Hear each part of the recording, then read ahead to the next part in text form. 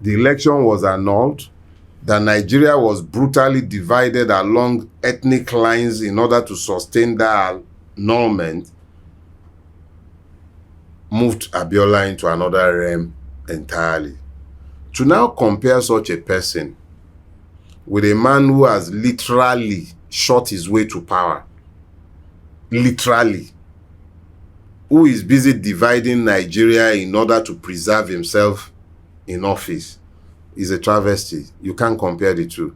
In actual fact, it's an insult to Abiola's memory that people find this comparison sometime, and I'm very pained. The man deserved better. It's a double tragedy to die for a people who will be comparing him to the person who currently occupies that office. They are not the same. Abiola was a much better human being. I mean, there have been allegations of corruption against him, against Abiola. What would you say? It is not my business to be defending a dead man of charges that are being raised against him after the fact of his death. When he was alive, they should have raised all these different charges. When he was alive, none of these charges were raised without him addressing them. And we did not vote for him to become a saint. We voted for a man to become the president.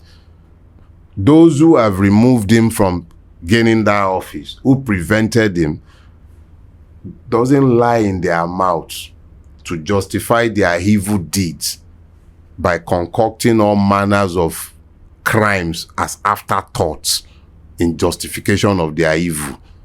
He was corrupt, he was this, he sponsored coup, he did that. We knew what he was when we were voting for him. But we were not voting for him to enter the office of the Pope.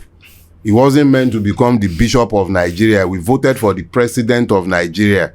And if he had proven to be all those things that they are now accusing him of, we would have not voted for him in the re-election.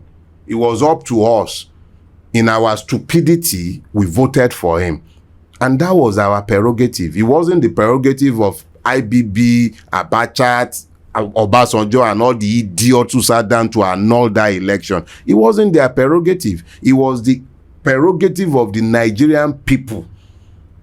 And they exercised that prerogative. And since that prerogative was cancelled 32 years ago, we've been in the wilderness. So to compare that man to this one, the only thing that connects them is the fact that this one has leveraged on the loss of Abiola to force himself into national reckoning, but to extend it to suggest that Tinubu in some way, shape or form offers any shadow of Abiola is an insult to the memory of Abiola. They are not the same.